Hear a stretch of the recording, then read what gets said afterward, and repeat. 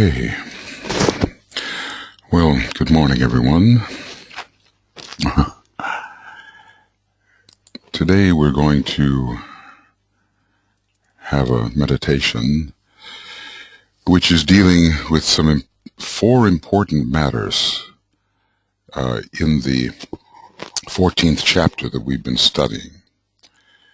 We will not meditate on the rule itself because we have not progressed far enough into the discussion of it to make it meaningful.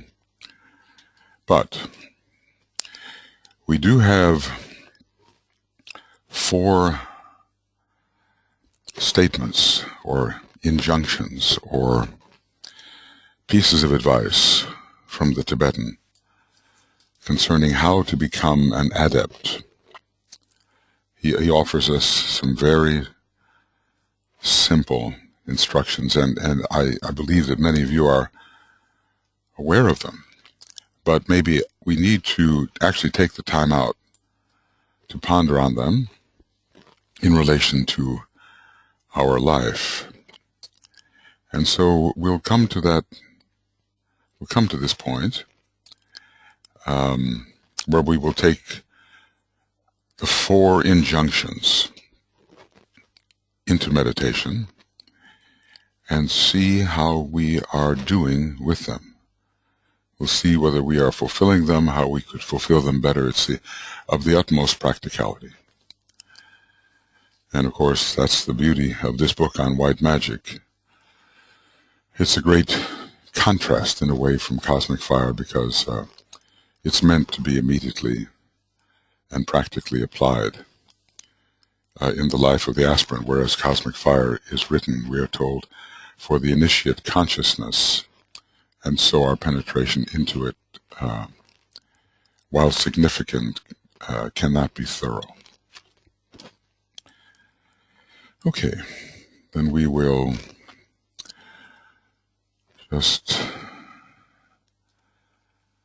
find the right physical asana,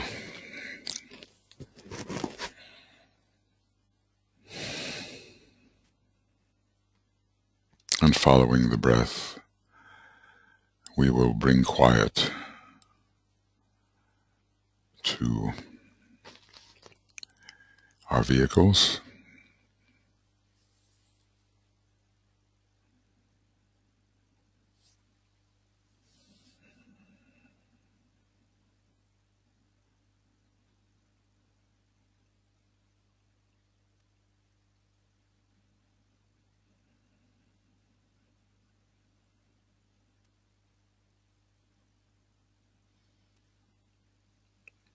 And as things quiet down, we begin to disidentify from the outer man,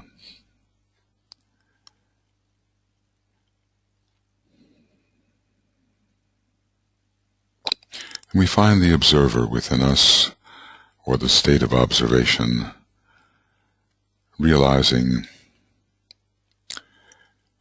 that while we have the body, we are not the body.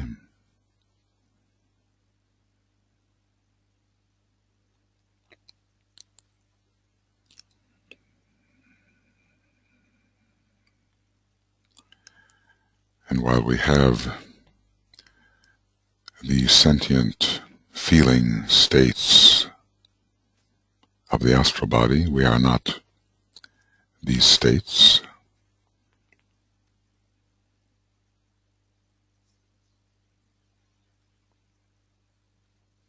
And while we have the many thoughts of the lower mind, we are the observer of those thoughts. We are not those thoughts or that thinking process.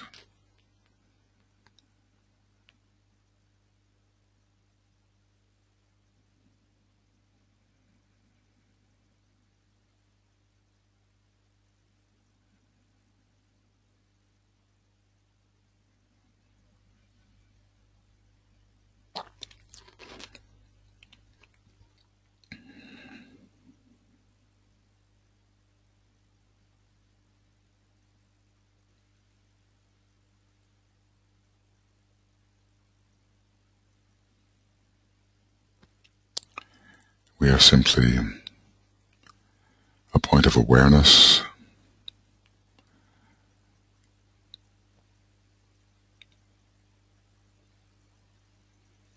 and we tune out the customary man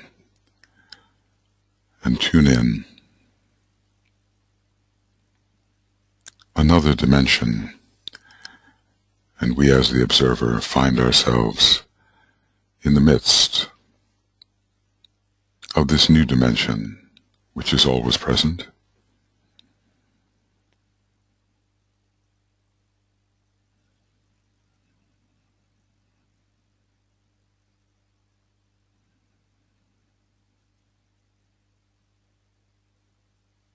And we are in the presence of the light,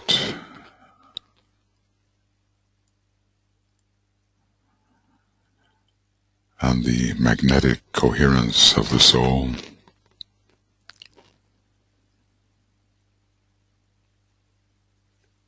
and we are in the presence of the sacrificial will,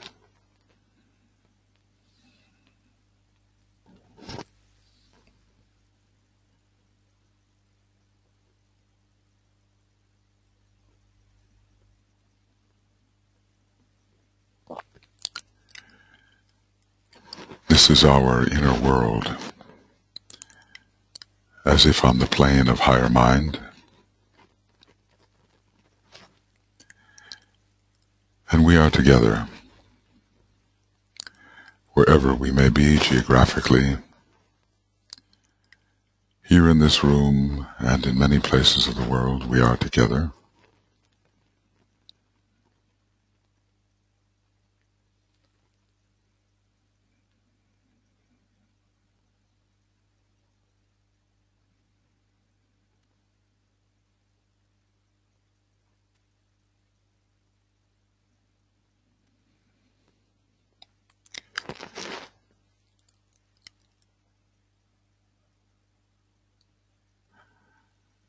And we begin to feel the sense of subjective community,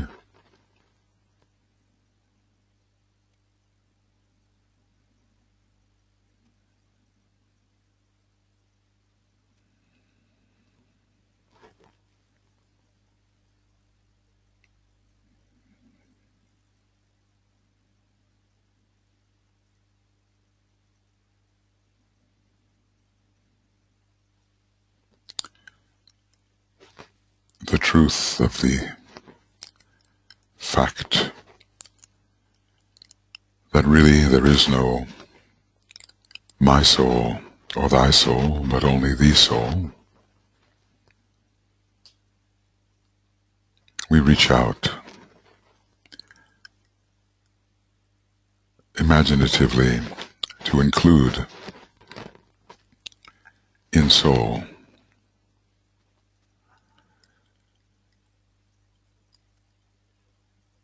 the many workers for the good, the many servers in the many fields,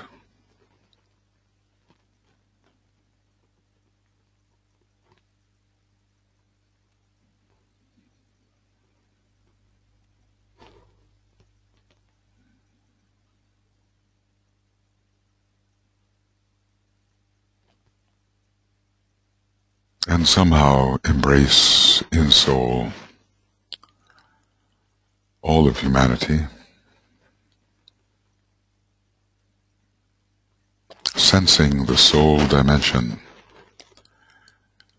wherever human beings are, substanding their more obvious life.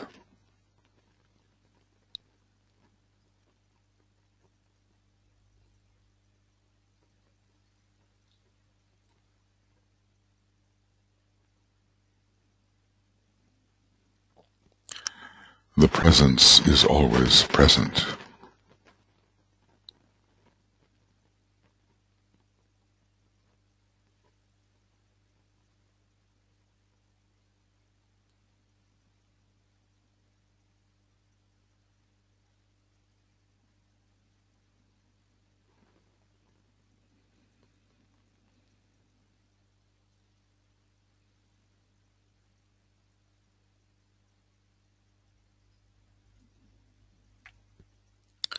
And into our field of consciousness, we imagine that the wisdom, the understanding, the higher will can pour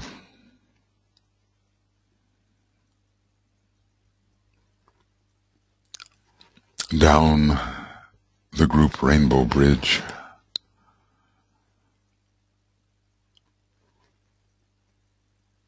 down the multicolored lines of subtle light,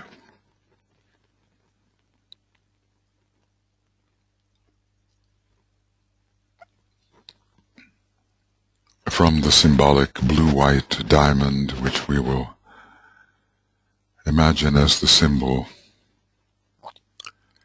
for the dimension of spirit or of pure being,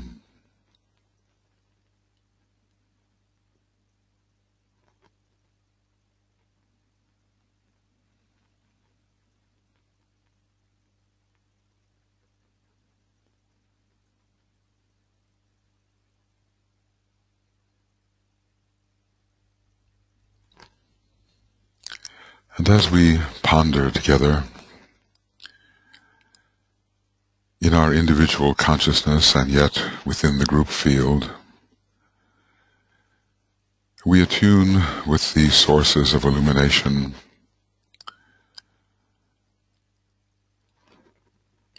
more light, more understanding may come to us.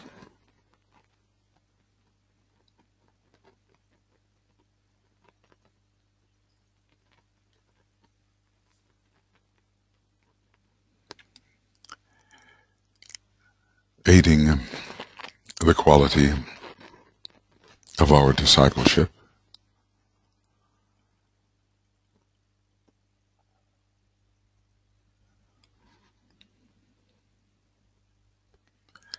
and our group discipleship, and helping to fit us better to make our contribution.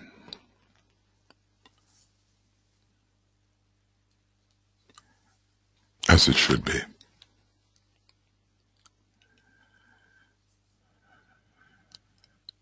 We will ponder on 4 simple requirements needed to become the high initiate, the adept, eventually. And the very first is that which has been proposed by Master K.H.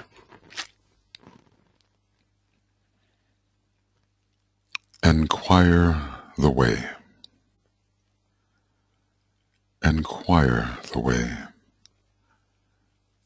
What does this mean to each of us?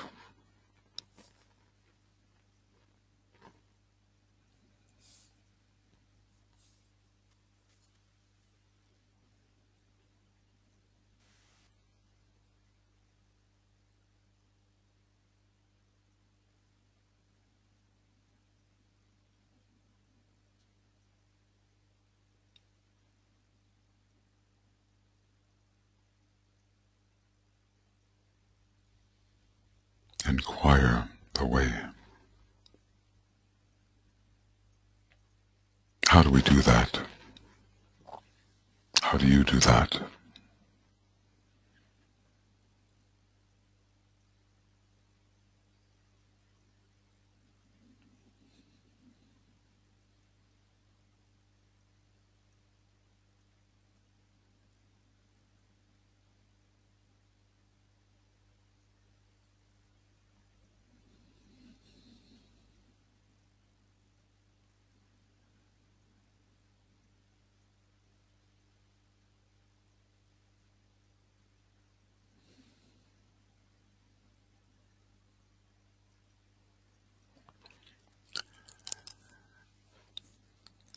Of what or of whom are we inquiring?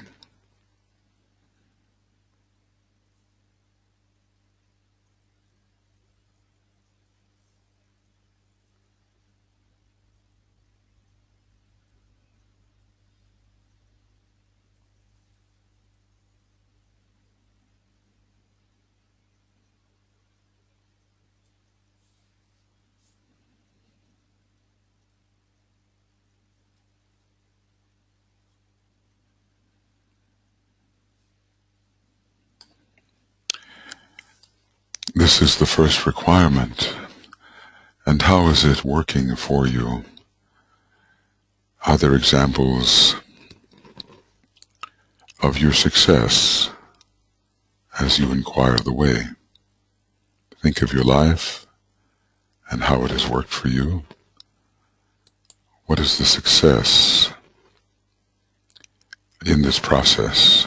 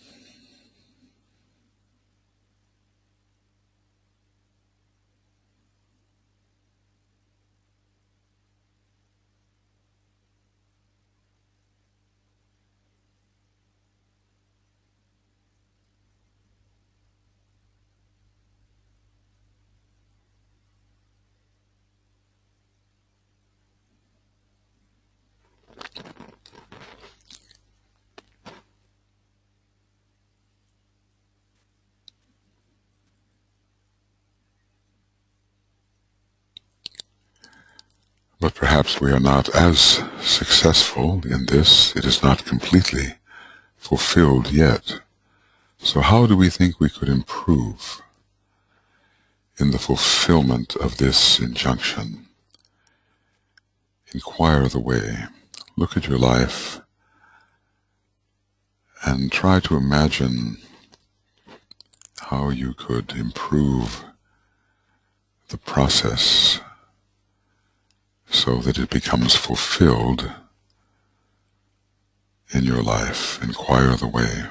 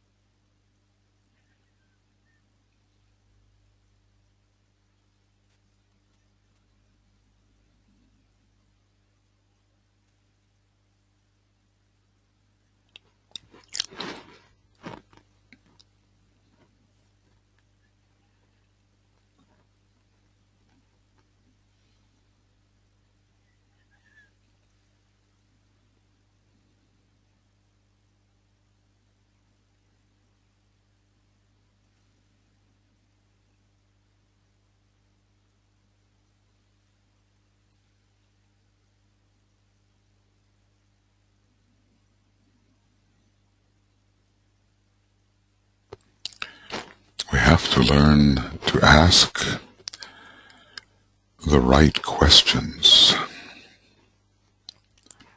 That is at least half of the process. The formulation of the next necessary inquiry, question. And we must deeply realize the truth of the idea that we find in the Christian Bible that ask and we shall receive, seek and we shall find, knock and it shall be opened to us. A-S-K, ask.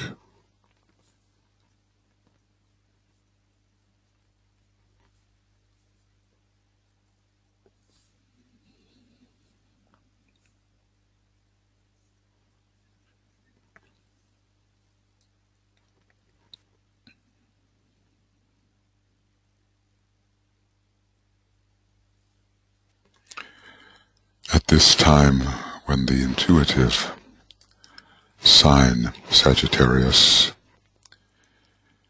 is powerful, the new moon in Sagittarius coming, there is something within us that knows,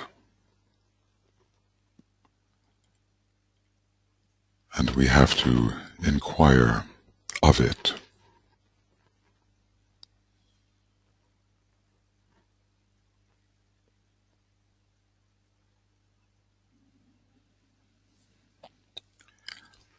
The second injunction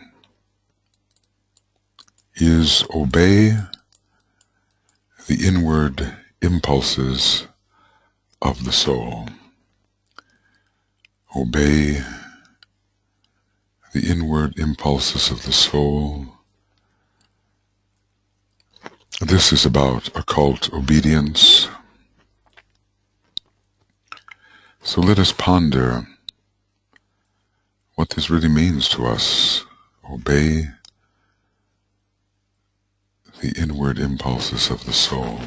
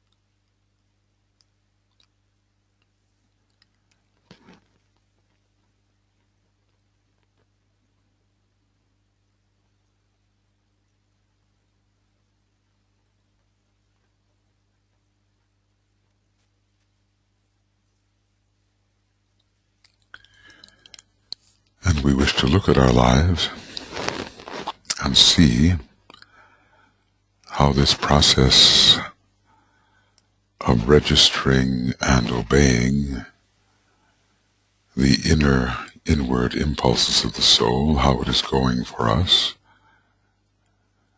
where we are succeeding or not succeeding, how we experience these inward impulses specifically. Let us look.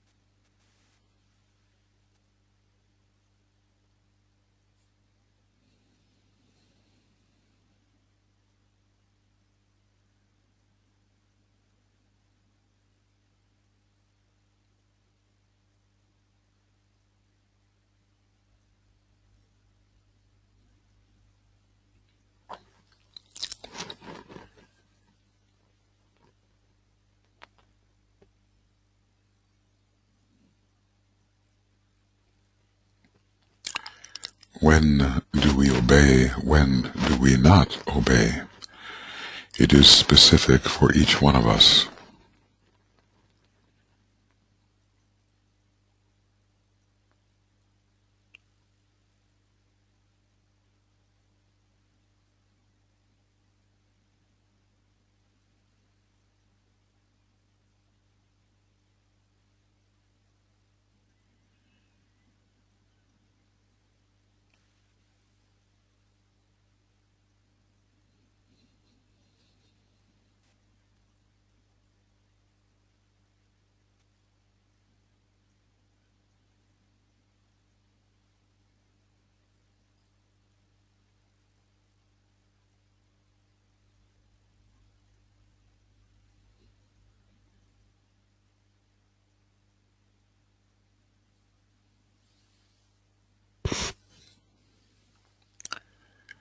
And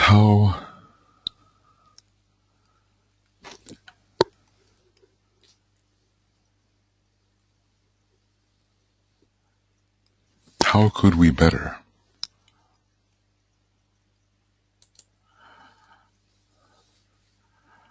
How could we better obey these impulses?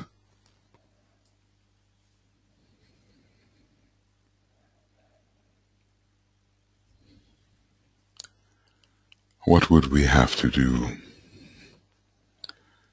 the better to do so? It may be specific for us. What would we have to do?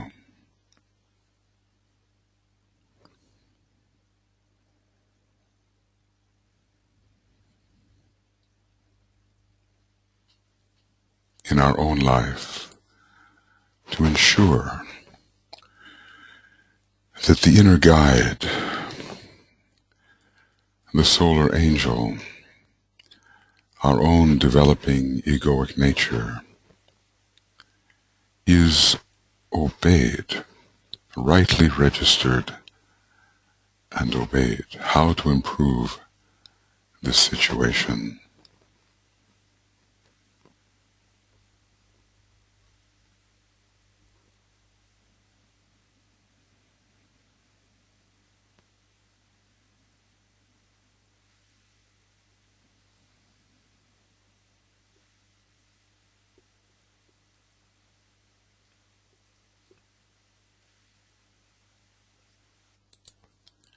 What can we do?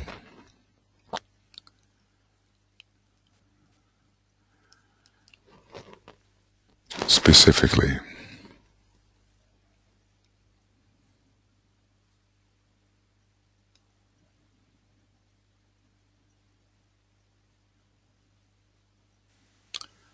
obey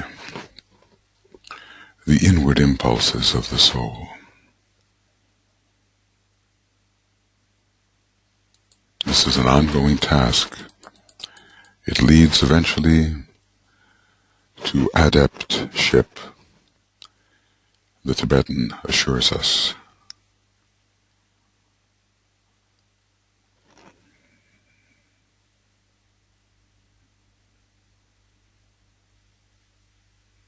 The third injunction: pay no attention to any worldly consideration.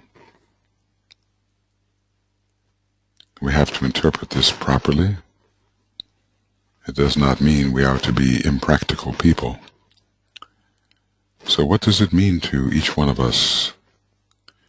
Pay no attention to any worldly consideration.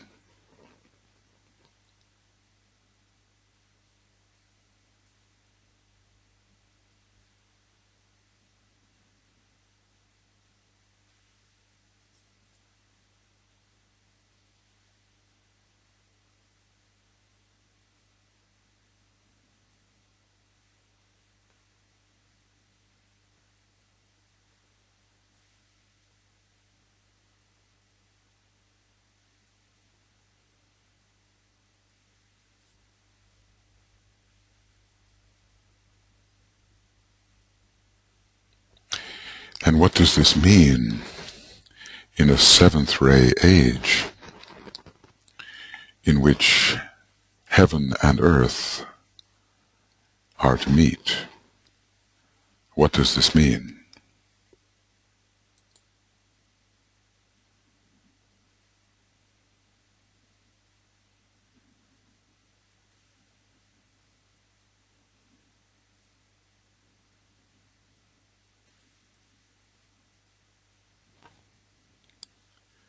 Pay no attention to any worldly consideration. Let us assess our life. Do we do this? Do we succeed? Do we fail? What are the specifics of it? What is the proportion in our life of worldly consideration to spiritual consideration?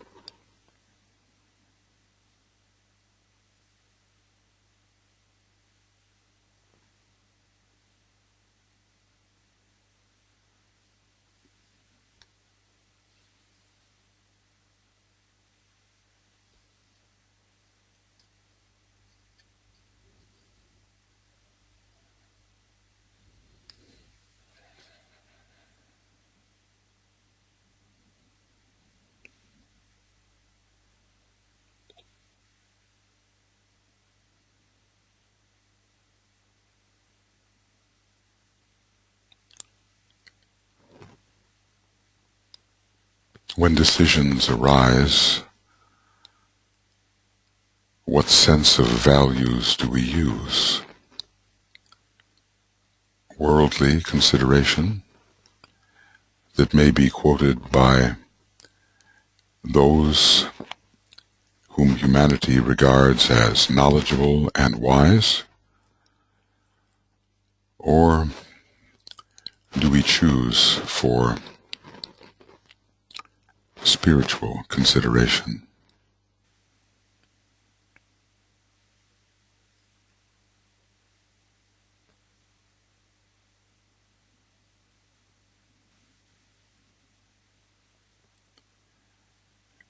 This can be difficult in a demanding world that demands time, money, many worldly factors. How can we improve our situation so that we can fulfill this demanding injunction to pay no attention to any worldly consideration? What are some of the worldly considerations to which you have paid no attention? Can we be specific?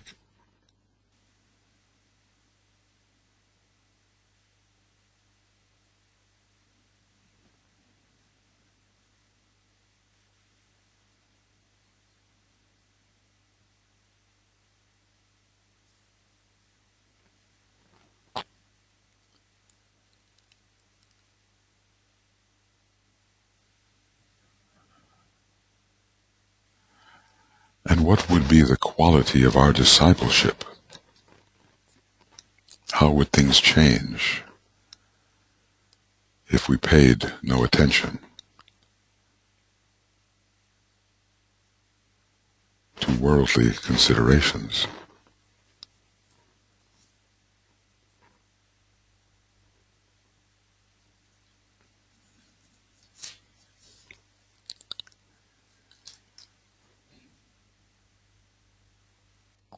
Each one of these is meant to be practical. Each one of these injunctions is meant to be fulfilled right here in the time-space world. If we are to play our part in the externalization of the hierarchy.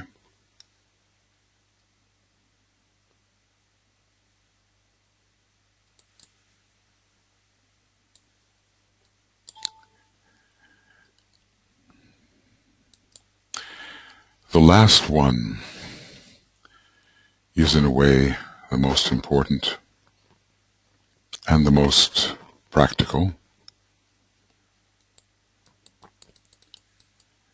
and only we will know how we are doing in this.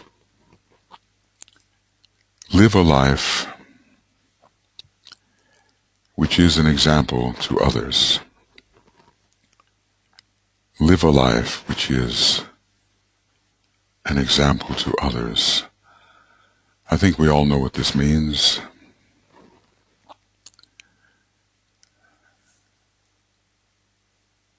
How are we doing? In what way are we setting an example?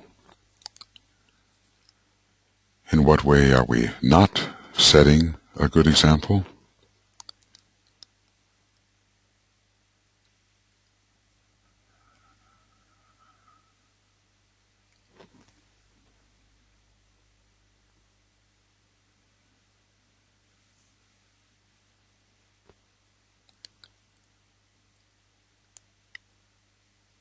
How are we seen? And what do people learn from us about the meaning of the life of the disciple by observing our behavior, by interacting with us?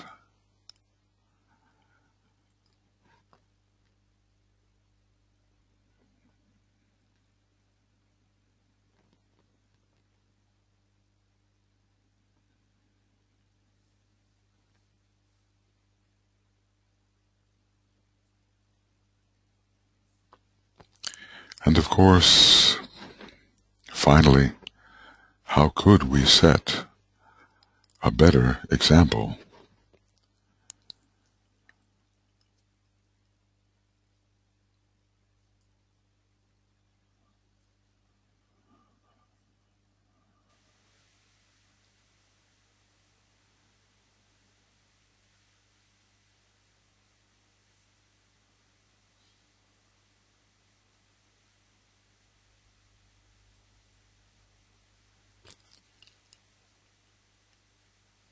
What kind of example do we want to set?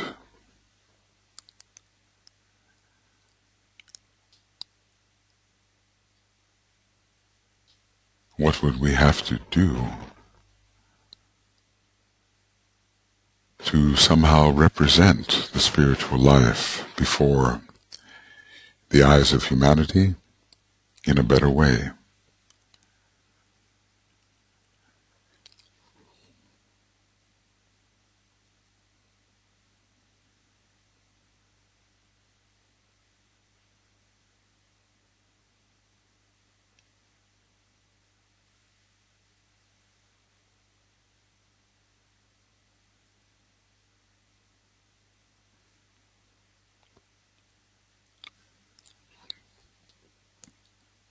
Live a life which sets a good example. We cannot help but set some kind of example. And why is this necessary?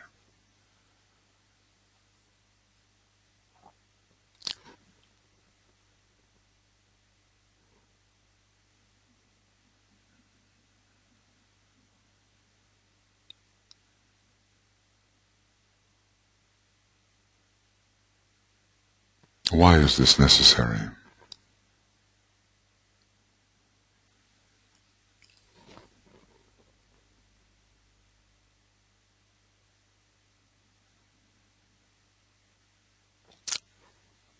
When we look towards the great ones,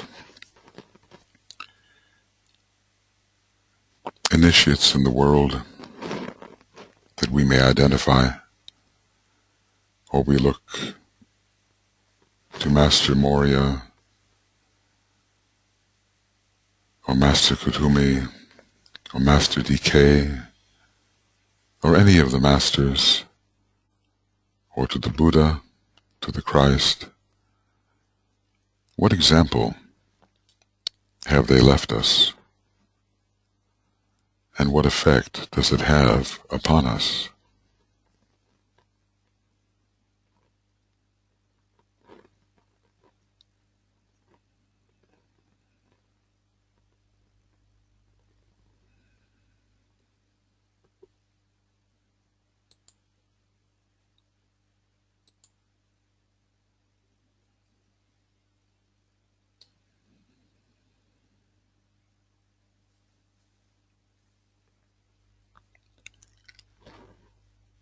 And so these four injunctions, which we should memorize, have in our minds, use as a monitor. The broadcast is now starting. All attendees are in listen-only mode.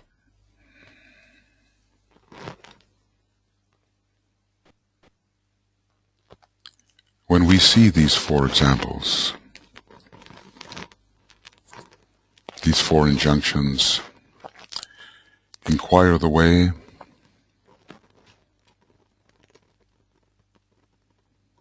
obey the inward impulses of the soul,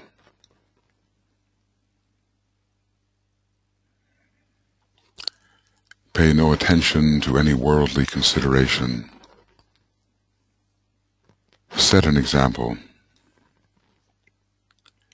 before the eyes of men. These are very simple things, simple to understand,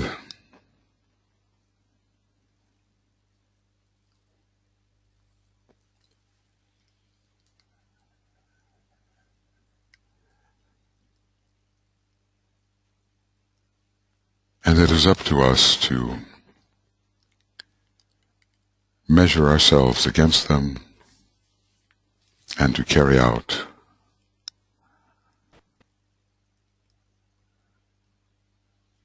them forth into our life.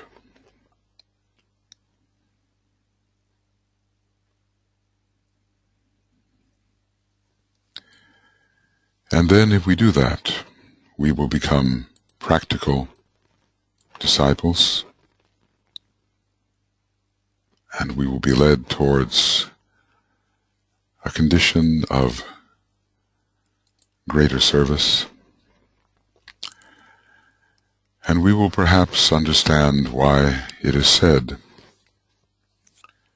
that the true adept, the true master, is the rare efflorescence of a generation of inquirers.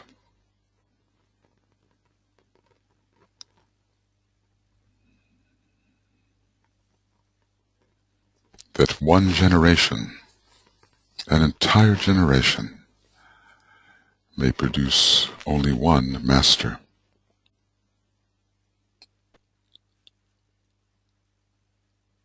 The rare efflorescence of a generation of inquirers.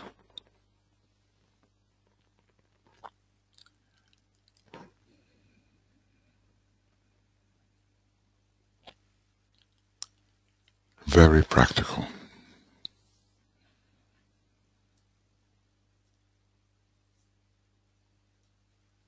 The Buddha, in his last sermon, enjoined upon all of us self-reliance, to depend on no one else but our real selves. And I think we can look at these four injunctions and see they are based on self-reliance, not relying upon one's personality, but upon one's inner and true spiritual nature.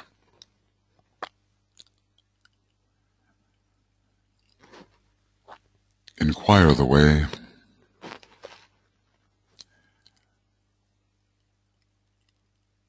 Obey the inward impulses of the soul.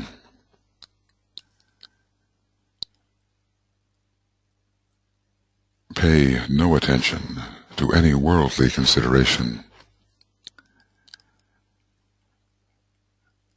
and live a life that is a good example to others.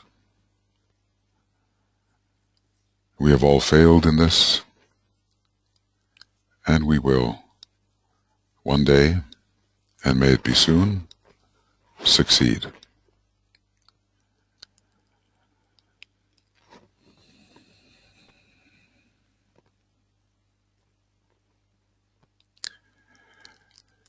We reaffirm our presence with each other in the group soul,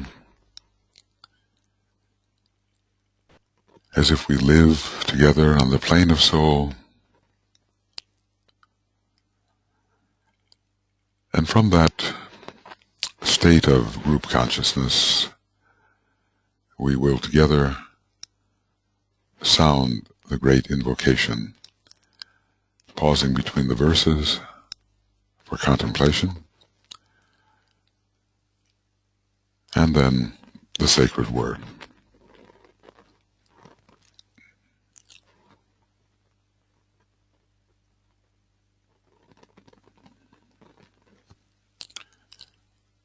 From the point of light within the mind of God, let light stream forth into the minds of men.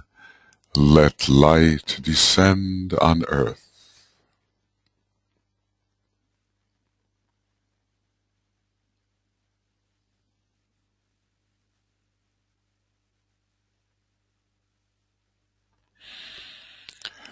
From the point of love within the heart of God, let love stream forth into the hearts of men. may Christ return to earth.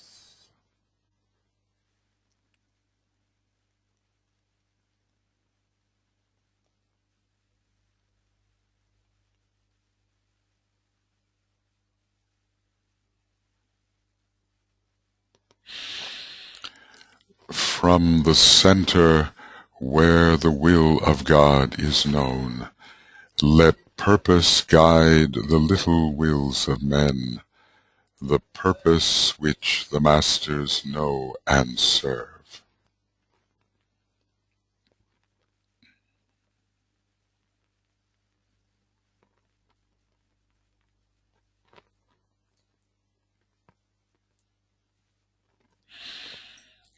From the center which we call the race of men, let the plan of love and light work out, and may it seal the door where evil dwells.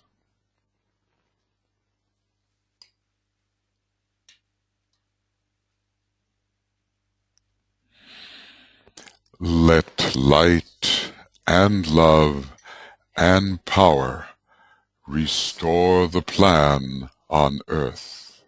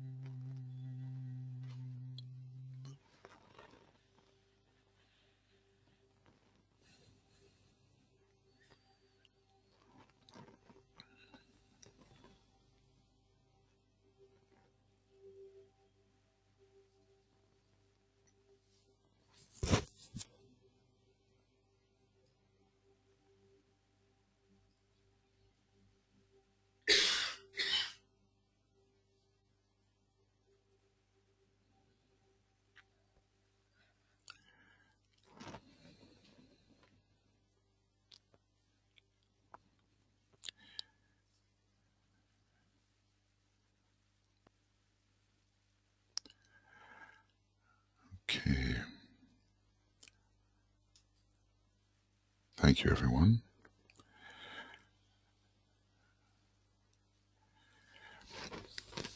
Simple matters, apparently. And DK tells us, he says, well, the four requirements may sound at first superficial and easy of accomplishment, but if carefully studied, it will be apparent why the adept is a rare efflorescence of a generation of inquirers. So some of the simplest things, simple to understand apparently, are not the easiest to fulfill. But it strikes me that there's always a source of guidance, and that we know enough within ourselves to understand what the path is, what the way is, and how that path in every moment of life can be made clearer. So we know what choices to make and what to do, what to fulfill, and how to come closer and closer to spiritual reality and stand as examples of it in the world. Do you have any thoughts on this that you would like to share?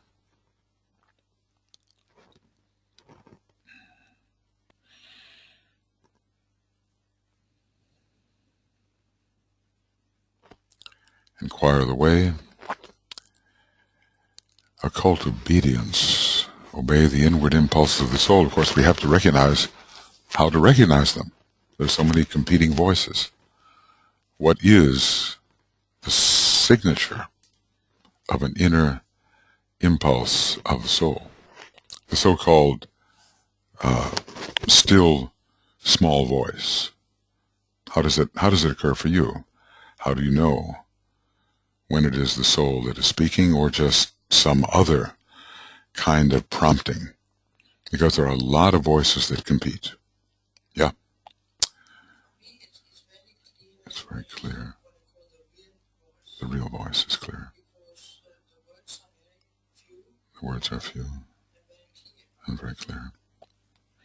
Yeah, it's not what DK calls the wordy disquisitions of the concrete mind. Yes, just a few clear injunctions. Yeah, and the great teachers come out in that way too. They just say a few things so you get it, and do not become confused. And they're liable to be in moments of important choice that these things come out. The guidance is always there if we are humble enough to locate it and listen to it. It's not going to flatter us necessarily. It's not going to be the voice that says, "Oh, you're doing so well," and somehow lifting us up in our own estimation. It's usually rather a corrective voice, or just a very clear voice indicating the direction. Or it can come as a symbol, or it can come as a picture. It doesn't necessarily have to be verbal. It can come as a magnetism, a feeling of attraction towards something that has to be done. But the guidance is always there. Any other thoughts on this? Very important. Formulate the questions in the right way. Exactly. The scientist knows that, right? That the formulation of the question is half the battle. Because, all knowledge does exist. It does exist on various planes, and that's the interesting thing. In a way, in Shambhala, let us say, the place of unfettered enlightenment, everything that can be known on this planet is known. So, we say, well, we have to learn this from the outer world. Well, that's the inductive method, and to an extent it's true. But it is also true that revelation of that which is will come from within if we know how to ask the question, how to attune, etc. We also have to know when we need the guidance. Being alert to when some additional light is needed in our life. Because we can go along for quite a while managing well, and there come those moments maybe when there is not so much certainty of what is the right thing to do and to understand. How do the inward impulses of the soul strike us? How do we recognize them? We read about this yesterday, that they sometimes come as our higher ideals, enthusiasms, inspiration. They're usually uplifting, these streams of energy from the solar angel. You were saying intuition. There it is. Yeah, of course, DK would say, well, then how do you recognize an intuition from a psychic hunch? How do you discriminate between them? And he's telling us that the intuition will not much relate to our personal life, per se. It relates more to the wholeness of things, and the sensed wholeness, and to the revelation of the plan. Although, certain psychic orientations can increasingly lead to intuition, we have to be most discriminating to make sure that it is truly an intuition. And then, of course, is pay no attention to worldly considerations where you say, well, I have to live in the world. What shall I do? I can't just be like the sixth ray type that pays no attention whatsoever to being practical. That's not the seventh ray way, is it? On the other hand, there is a hierarchy of importance, isn't there? And oftentimes when we try to fulfill the spiritual injunction, things do manifest, come together on the physical plane to support that. Whereas if we put first, how shall I live? What shall I do when I'm old? Who will take care of me? Blah, blah, all these worldly considerations, they oftentimes don't materialize as they should. At least that's what I've discovered in my life anyway. But we all live different lives. It takes a certain amount of courage to fulfill any one of these, because we do want to live in the world in a practical way. You know, we have to render unto Caesar that which is Caesar's, and unto the Christ that which pertains to the Christ. So it's discrimination all the time. But what comes first? That's the question. And when something comes first, the lesser things will often conspire to give you a foundation for their expression. And then, of course, setting an example. Well, we all can't help but set an example of some kind. And I guess as we've sometimes looked at our life, we've wondered, oh my goodness, what kind of example has that been? And we try to correct it. But, you know, the amazing thing about the Christ or the Buddha, they really set the example. We look at their lives, and we don't only say, what did they think? What did they feel? What did they do? And then you look at their life and you see what they did. And then that inspires you to do likewise. In sort of what has been called the imitation of Christ. That book by Thomas à Kempis, The Imitation of Christ, which Master Moria says is a wonderful book because it enjoins people to not just to worship, but to actually do something similar. So White Magic is considered one of the foundational books. It's one of the most practical books, and it gives us advice which is the very foundation of all of our spiritual inquiry. And you can live with these 4 injunctions for your whole life. You know, you could almost review them daily.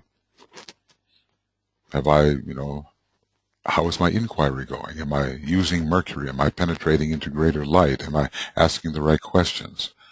Have soul impulses come to me today? Have I ignored them, obeyed them, recognized them even? Have I had choices about the world or the deeper dimensions today? And what kind of example have I set today? Have people been lifted by what they've seen of me, or have they been somewhat dragged down because of how I have been and the energy I have expressed? Simple, clear things. Well, today we're going to go into that further into Rule 14, which deals with quite a few of the dangers present to the magician. We're dealing especially with danger by burning as the form we are creating hits the ancient fires. So we'll take our 45 minutes here. We'll come back at 9:30. And we will proceed. We'll see you upstairs. And I've been having a little trouble here. I'm not quite sure whether it's the moon in Scorpio or what's going on here, but it tells me that nobody's hearing me. My microphone is off. You know, the webinar keeps restarting. You know, and I'm hearing this and trying to meditate, but I trust that the nice thing about meditation is it has a lot of silence. So even if the meditation leader disappears, it doesn't make any difference. and I trust and hope that that is what has happened. The computer is acting up a bit, so I'm just going to hope that in some way it survives and persists. And I'll just say to our electronically present friends that if I lose you, it's just bad karma or something. I'm going to try to keep you present here. We have this sort of varies between the 19 and 20 people available. I keep on seeing my microphone registering, even when it tells me you are gone. So we'll just do the best we can as we persist. Okay, and within 45 minutes we'll come back. Some of you are going to sleep. Have a good night, and we'll see you upstairs. Okay.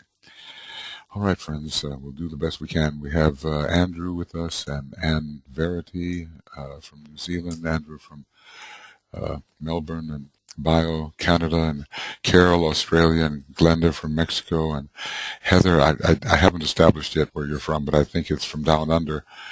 Johanna, I think it's Dutch, Netherlands. Justin, I think also you're in Australia and New Zealand. And Laura from Phoenix, and Leah from Australia, and Linda from London, and Mar from Los Angeles, and Maria Christina from Arizona, and Marianne here, right here from Denmark, and Mark Blacker, forgive me, I'm not exactly sure where from, Miria from Finland, and Susila from Malaysia. Vern, again, I'm not quite sure. I hope to establish that, and William from Mexico. Hopefully things will work out. If I lose you today, or if you fade in and out, well, we've had 4 good days of this webinar when things have functioned pretty well, and we have 8 hours a day or more of recording of everything we've said, so that will be made available to you the best we can. Meanwhile, we'll take a little break, and we'll come back in about 45 minutes.